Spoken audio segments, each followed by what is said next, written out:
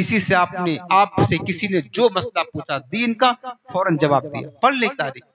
دنیا کا مسئلہ پوچھا فوراً جواب دیا، دنیاوی علوم، لوگ سوچتے ہیں کہ مولانا کو دنیاوی علوم کے بارے میں کیا پتا ہوگی،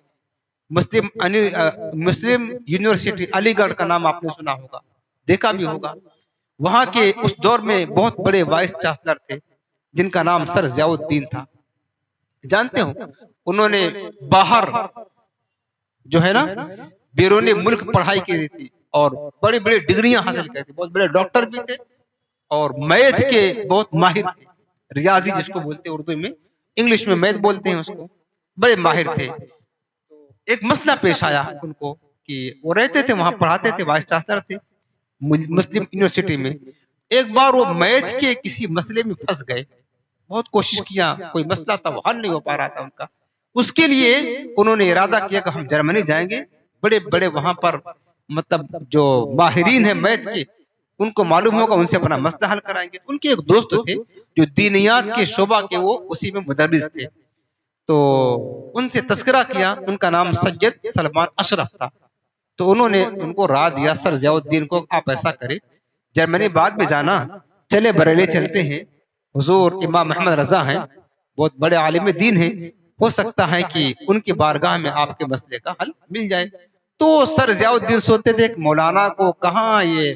مطلب یہ بہت معمولی مسئلہ تو تھا نہیں، کتنا بڑا ڈاکٹر، اتنا بڑا میتھ اسپیشلسٹ انسان جو مطلب خود حیران ہے اور اس مسئلے کو حل نہیں کر پا رہا ہے، ایک مولوی کیا حل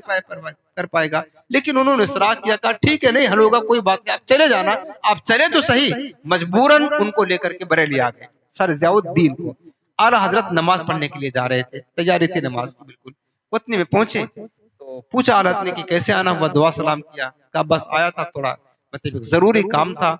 تو کہا بولے نا کیا کام ہے، ایک مسئلہ تھا، کہا بولے کیا مسئلہ ہے، اعلیٰ حضرت جلدی میں ہے، نماز کے لیے تیاری ہے۔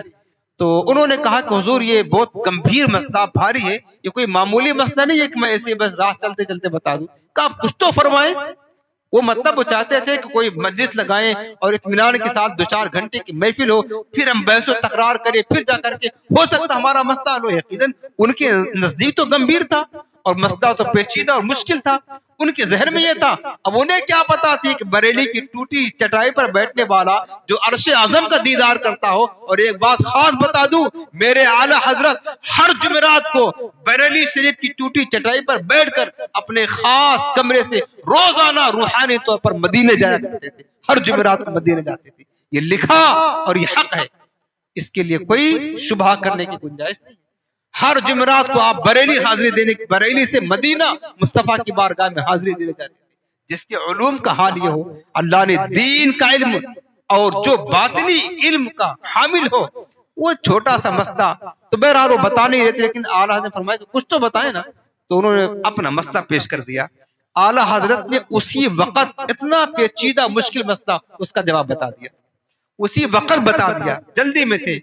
وہ بڑے حیران ششدر رہ گئے، وہ ڈاکٹر ضیاء الدین